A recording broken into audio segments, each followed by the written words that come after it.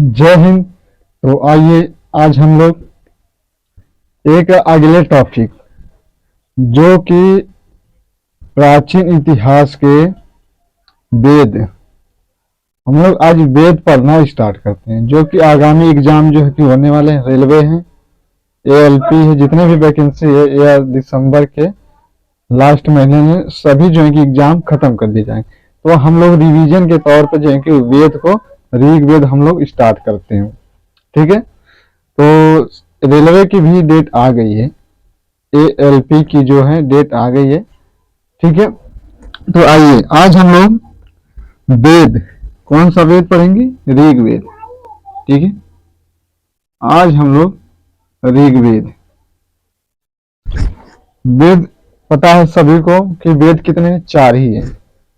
इसमें से सबसे प्राचीन वेद ऋग्वेद। ठीक है, ऋग्वेद, यजुर्वेद, सामवेद, अथर्ववेद। ठीक है, वेद 4 है, पुराण 108 है। ठीक है, पुराणों की संख्या 108, वेद 4। सॉरी जो वो है ना, क्या बोलते हैं उसको, वेद 4 है, 18 पुराण है, 108 उपनिषद है। सॉरी ये गलत हो गया था, देखिए ये यहां से संख्या याद कर लीजिएगा। ठीक है, देखिए 4 क्या है, तो 4 वेद है। ठीक है, 18 पुराण है, 18 पुराण है, 108 उपनिषद है। उपनिषद में जैसे जबालोपनिषद, कठोपनिषद, ठीक है, मुंडकोपनिषद। मुंडकोपनिषद जहां से सत्यमेव जयते लिया गया है। कठोपनिषद जो कि यम और नचिकेता का संवाद है। जबालोपनिषद जो कि 4 आश्रमों का उल्लेख मिलता है। ठीक है, वानप्रस्थ, गृहस्थ, सन्यासी, ये जो 4 आश्रम है, यह जो है कि जबालो उपनिषद में आपको देखने को मिलेगा। इस तरह उपनिषद कितने? 108 उपनिषद, 18 पुराण, 4 वेद। ठीक है, तो हम लोग वेद देख रहे हैं। ठीक है, तो वेद कितने? वेद तो 4 है, लेकिन पूछा जाए कि एक ऐसा वेद है जो कि तीनों वेद में शामिल नहीं है, एक अथर्ववेद है। ठीक है, वह अलग रख दिया गया है, मतलब ऋग्वेद, सामवेद, यजुर्वेद तो एक में सम्मिलित है, लेकिन जो अथर्ववेद है वह त्रैवेद में नहीं आता है। ठीक है, क्योंकि उसमें जो आधुनिक जो है की जानकारियां हैं उसमें वह सब है, वंशीकरण, ठीक है, जादू टोना, वह सब किस में? तो अथर्ववेद में। ठीक है, तो आइए हम लोग देख रहे हैं कि ऋग्वेद। ऋग्वेद तो प्रश्न पहला यही बनेगा आपका कि जो ऋग्वेद है यह किस काल का वेद है। ऋग्वेद प्रश्न में आपसे आ जाएगा कि जो ऋग्वेद है, कोई पूछे कि ऋग्वेद जो है यह किस काल का वेद है, पूछेगा कि उत्तर वैदिक काल या ऋग वैदिक काल या पूर्व वैदिक काल। ठीक है, इस तरह से आपके एग्जाम में देखने को मिलेगा।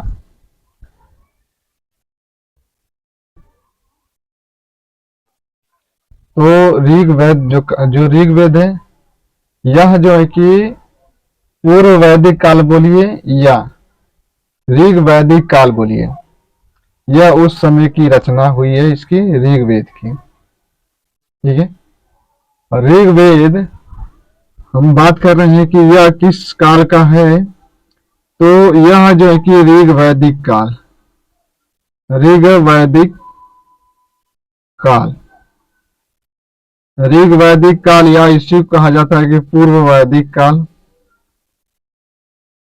पूर्व वैदिक काल। ठीक है, जो कि ऋग वैदिक काल या पूर्व वैदिक काल, इसमें भी हम लोग 2 खंड कर हम लोग वैदिक काल को जब पढ़ेंगे तो इसमें भी 2 खंड हम लोग करते हैं, एक ऋग वैदिक काल, एक उत्तर वैदिक काल। ऋग वैदिक काल यह समय कितना है, तो 1000 BC से 600 BC। ठीक है,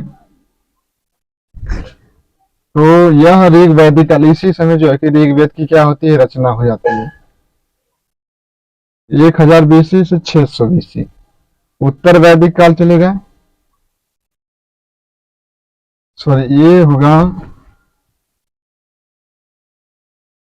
1500 बीसी से 1000 बीसी। ठीक है, सही, आप सही। 1500 से 1000 बीसी था। एक आएगा उत्तर वैदिक काल, उस एग्जाम में आता है, क्योंकि यह इसकी डेट जो है सही है। इसकी जब उत्तर वैदिक काल पढ़ेंगे तो 1600 बीसी। तो यह ऋग वैदिक काल का समय 1500 बीसी से 1000 बीसी तक है। ठीक है, समझ में आ गया होगा उम्मीद है। तो आइए अब हम लोग आगे की प्रक्रिया देखते हैं। जो ऋग वैदिक काल है, यह ऋग वैदिक काल जो है कि इसमें जो भी लिखी गई है, इसका जो पुरोहित होता है, जो इसका उद्गाता, जो इसका गायन करता है, उस पुरोहित को कहा जाता है होता। ठीक है, होत्रा। इसमें पूछेगा कि ऋग वैदिक काल का जो पुरोहित है, पुरोहित क्या कहलाता है, तो होत्री। ठीक है, होत्री कहलाता है इसका ऋग्वेद का जो पुरोहित जो पाठ पढ़ता है, उसी को कहा जाता है होत्रा। ठीक है, ऋग वैदिक काल में इसमें सूक्त, ये सब ऋग वैदिक काल जो है कि एग्जाम में यहां से प्रश्न बनते हैं। ठीक है, जैसे ऋग वैदिक काल में कितने सूक्त है, तो 1028। कितने मंडल है, तो 10 मंडल है। एक एग्जाम में आपसे आएगा कि जो देखिए जो मंडल है इसमें 10, ये बड़े इंपॉर्टेंट मंडल है। जो 10 मंडल है ऋग्वेद में, तो इसमें जो है कि इंपॉर्टेंट मंडल है, जो कि यहां से प्रश्न भी आएगा। ठीक है, तो जैसे में देखिए इसमें 1028 क्या है, तो सूक्त है। इसमें ऋग्वेद में सबसे अधिक जो है कि इसमें मंत्र है, श्लोक है या ऋचाएं हैं। ठीक है, ऋग्वेद इसका नाम क्यों पड़ा, क्योंकि इसमें जो है कि जो सूक्त है इसमें अधिक है, इसलिए इसका नाम ऋग्वेद पड़ गया। ऋग्वेद में हम लोग खंड करते हैं 2 भाग में। इसमें 1017 केवल क्या है, तो सूक्त है। ठीक है, इसमें 11 क्या है, वालखिल्य। ठीक है, केवल सूक्त कितने, 1017, वालखिल्य 11, इन दोनों को मिलाकर जो कि 1027 कैसे हुआ, सूक्त हुआ। आगे देखिए जो ऋग्वेद काल है इसमें कितने मंडल है। ठीक है, तो आइए देखते हैं। ऋग्वेद जो है इसमें मंडलों की संख्या 10।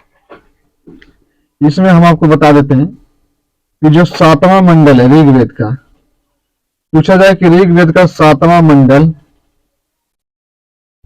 ऋग्वेद के 7वें मंडल में किसका उल्लेख है। ठीक है, ऋग्वेद का जो 7वां मंडल है इसी में बताया गया है क्या, 10 राज्य युद्ध, 10 राज्य, 10 राग युद्ध। ठीक है, ऋग्वेद का 10वां मंडल, इसमें 10 राग युद्ध का उल्लेख किया गया है।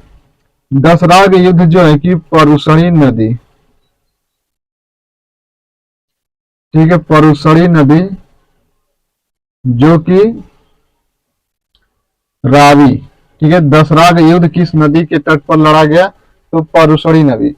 परुषणी जो नदी है इसका जो है कि नया नाम क्या है। ठीक है, पूछेगा एग्जाम में कि जो 10 राग युद्ध है यह किस नदी के किनारे हुआ था, तो ऑप्शन में देगा परुषणी रावी।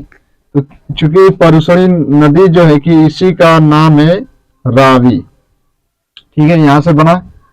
तो कई प्रकार के जो प्रश्न बनते जा रहे हैं। ऋग्वेद का जो 7वां मंडल है, 10 राग युद्ध किस नदी के किनारे, परुषणी नदी।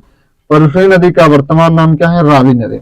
नदियों के कुछ प्राचीन नाम है, जैसे कुभा है, काबुल है। ठीक है, अस्किनी चिनाब है, वितस्ता झेलम है। ठीक है, और सिंधु इसका तो नाम सही है, शतुद्री सतलज थी। ये क्या है, प्राचीन नदियों के नाम है। ठीक है, तो आइए आगे देखिए। अब हम बात कर रहे थे कि हाँ देखिए, जो 10वां मंडल है, एक कितने मंडल है, 10 मंडल है। ठीक है, अब 10 मंडल जो है कि इसमें इसमें दो दो तीन चार पाँच छ सात, ये जो मंडल है, दूसरा मंडल, तीसरा मंडल, चतुर्थ मंडल, पंचम, ठीक है, छठवां और सातवां जो मंडल है, इसको कहा जाता है वंश मंडल या ऋषि ऋषि यज्ञ या ऋषि मंडल, या इसी को कहा जाता है कुल मंडल। ठीक है, आपको समझ में आ गया। तो 10वें मंडल का कई नाम है। ठीक है, जो 10ों के 10 मंडल है, उन्हें वंश, ऋषि, कुल या कुल मंडल के नाम से जानते हैं। किसको? तो 10वें मंडल को। ये हम दो से और सॉरी, हाँ इतना है। ठीक है, आप देखिए, आइए, ये 2 और 2 3 4 5 6 7 जो मंडल है, यह क्या है, कैसे मंडल है? यह कहेंगे कि यह सबसे प्राचीन है। यह क्या है? सबसे प्राचीन मंडल है। ये प्राचीन क्यों है? क्योंकि इसका संकलन जो है कि संकलन इसका बाद में कर लिया गया। ठीक है, संकलन इसका बाद में किया गया है, 2 3 4 5 6 7 तक। ठीक है, 7वें मंडल में किसका उल्लेख है? तो 7वें मंडल में दशराग युद्ध, जो कि परुशड़ी नदी, वर्तमान नाम रावी नदी, उसी के तट पर जो है कि दशराग युद्ध को लड़ा गया था। ठीक है, 10 राजाओं के बीच में यह युद्ध जो है कि लड़ा गया था, परुशड़ी नदी, रावी नदी के तट पर। ठीक है, आइए आगे देखिए। एक इसमें देखिए, हाँ यहाँ पे ही देख लेते हैं हम लोग। ठीक है, एक प्रथम मंडल और 10वें मंडल। ठीक है, प्रथम और 10वें मंडल की जो रचना हुई है, यह सबसे अंत में हुई थी। प्रथम और 10वें का जो है कि सबसे अंत में इसकी रचना हुई थी। ठीक है, प्रथम और 10वें मंडल की रचना सबसे लास्ट में हुई है। अगला देखिए, अभी छूटा हमारा 9 और 8। ठीक है, तो जो 9वां मंडल है, इसमें भी इंपॉर्टेंट है 9वां और 10वां। जो 9वें मंडल है, 10वें, इसकी रचना क्या हुई है? बाद में हुई, सबसे अंत में 1 और 10। ठीक है, सबसे प्राचीन है 2 3 4 5 6 7। ठीक है, सबसे जो बाद में लिखा गया है 9 और 10। तो यह पूछा जाए कि ऋग्वेद का जो 9वां मंडल है, ऋग्वेद का 9वां मंडल है, इसमें किसका उल्लेख है? तो प्रश्न बनेगा कि जो ऋग्वेद का 9वां मंडल है, कौन सा 9वां मंडल? ऋग्वेद का जो 9वां मंडल है, यह किसका विषय है? 9वां मंडल, ये बड़ा इंपॉर्टेंट है 9वां मंडल। कैसे? क्योंकि इसी जो 9वें जो मंडल है ऋग्वेद का, इसी में बताएगा सोम देवता। ठीक है, इसका उल्लेख है, तो सोम एक देवता है। सोम देवता, किसका उल्लेख है? तो सोम देवता का इसमें उल्लेख है, चर्चा की गई है। यह सोम देवता एक देखेंगे तो सोम जो है कि एक नामक एक वृक्ष है। सोम नामक एक क्या है? वृक्ष है। यह पूछा जाए कि हिमालय में पाया जाता था। कहां पर? हिमालय पर। और वह एक चोटी थी जिसका नाम था मुजवंत चोटी। मुजवंत चोटी हिमालय पर पाई जाती थी। ये सोम क्या है? एक पेय पदार्थ का वृक्ष है। ठीक है, आपको समझ में आ गया कि सोम क्या है। सोम एक पेय पदार्थ का वृक्ष है जो कि हिमालय पर पाया जाता था। चोटी जो है कि मुजवंत चोटी, वही से जो है कि यह जो है कि सोम पाया जाता था। ठीक है, ऋग्वेद के 9वें मंडल में। आइए देखते हैं, जो ये 10वें जो मंडल है, एक इतिहासकार है। जो कि जो दसों के जो दसों के दसों मंडल है, इसका कालानुक्रम जो है कि उन्होंने लगाया। ठीक है, उनका काल लगाया किसका, तो 10वें मंडल, जो दसों के दसों जो मंडल है उसका जो काल निर्धारित करने वाले थे, जो दसों जो मंडल है इसका काल जो काल निर्धारित करते हैं कालानुक्रम,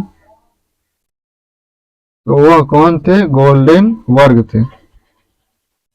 गोल्डन वर्ग, गोल्डन जो है कि वर्ग थे, इन्होंने ही जो है कि ऋग्वेद के जो दसों के दसों जो मंडल है उनका जो है कि कालानुक्रम जो है कि इन्होंने सजाया। ठीक है, पहले कौन आया, इसके बाद कौन बना, कौन कौन से पहले जो है कि रचना हुई, तो उसका काल इन्होंने ही निर्धारित किया गोल्डन वर्ग ने। हाँ, ये देखिए पूछा जाता है कि ऋग्वेद जो है कि ऋग्वेद जो है यह किस काल का है, तो एक आता है भारोपीय वर्ग, वर्ग कर आता है किस वर्ग का है, तो भारोपीय, भारोपीय वर्ग का है जो है कि ऋग्वेद। ठीक है, आइए आगे देखते हैं हम लोग। जो ऋग्वेद है, यह पता है सभी को, यह नॉर्मल प्रश्न है कि ऋग्वेद जो है कि ये आर्यों का सबसे प्राचीन वेद है। ठीक है, आर्यों का सबसे प्राचीन वेद है ऋग्वेद। ठीक है, ऋग्वेद में ही जो है कि सर्वप्रथम जो है कि शूद्र शब्द का प्रयोग किया गया था, चर्चा किया गया था। यह क्या है, तो आर्यों का सबसे प्राचीन वेद है।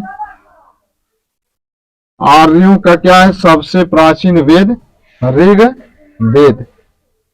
ठीक है, ऋग्वेद में ही जो है कि क्या बताया गया है कि पहली बार जो है कि शूद्र की चर्चा की गई है ऋग्वेद में। ठीक है, आइए आगे देखते हैं हम लोग। तो एक ऋग्वेद जो है कि ये सभी जो है कि प्रश्न आपके बनेंगे। ठीक है, ऋग्वेद का जो है कि जो 9वां मंडल है, ऋग्वेद का जो 9वां मंडल है, पूछा जाए कि ऋग्वेद का जो 9वां मंडल, यहाँ पर देखिए इसके रचनाकार कौन है, तो अंगरीष। एक अंगरीष क्या थे, ऋषि थे, इन्होंने क्या किया, इसकी रचना की थी, किसकी, तो ऋग्वेद के 9वें मंडल की। ठीक है, ऋग्वेद के 9वें मंडल की रचना जो है कि अंगरीष एक ऋषि थे, मुनि थे, वही जो है कि ऋग्वेद के जो 9वें मंडल है उसकी क्या करते हैं, रचना करते हैं। जो इसमें 10वां जो मंडल है इसमें अलग अलग ऋषियों ने उसकी रचना।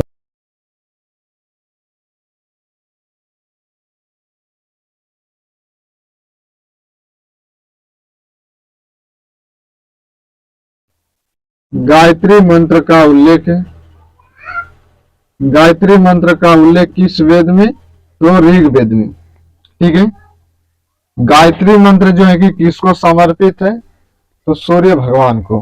किसको, सूर्य भगवान को जो है कि यह जो है क्या समर्पित है, तो कौन सा वेद है जो सूर्य भगवान को समर्पित है, तो ऋग्वेद। ऋग्वेद में ही गायत्री मंत्र का उल्लेख मिलता है। ठीक है, अब देखिए ऋग्वेद में ही बताया गया है कि इस समय, वर्तमान समय चल रहा है ना, इस समय बताओ कि पवित्र नदी कौन है, गंगा है। सभी लोग को पता है कि सबसे गंगा जो है कि पवित्र नदी है। लेकिन हम जब ऋग्वैदिक काल पढ़ते हैं, ठीक है, जब हम लोग ऋग्वेद पढ़ते हैं तो इसमें हमें यह पता चलता है कि जो सबसे पवित्र नदी थी वह सरस्वती थी।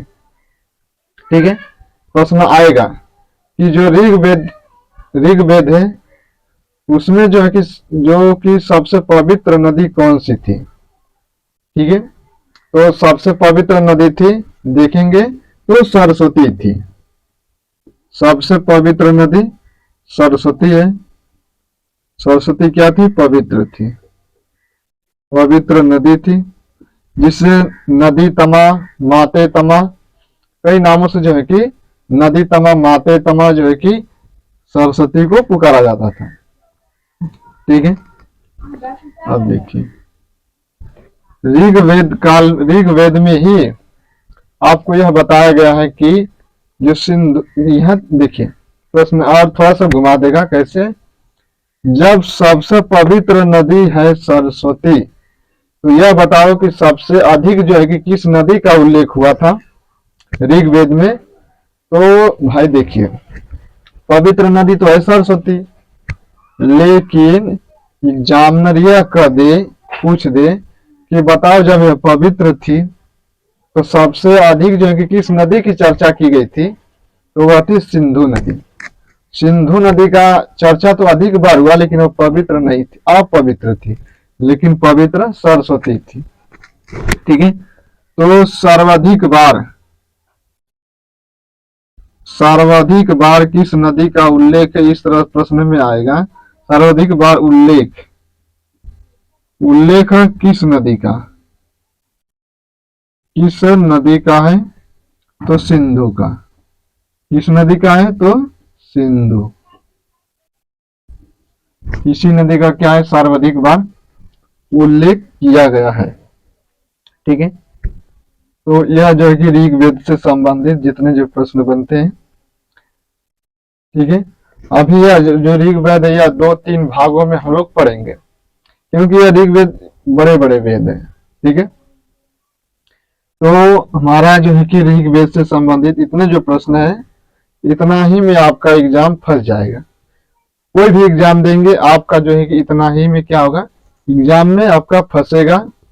ठीक है, एग्जामिनर इससे बाहर आपके एग्जाम में कुछ नहीं बनाता। ठीक है, यह जो है कि एक नॉर्मल जानकारी भी है। वेद से हम लोगों ने बहुत से ज्ञान प्राप्त कर लिया, ऋग्वेद से।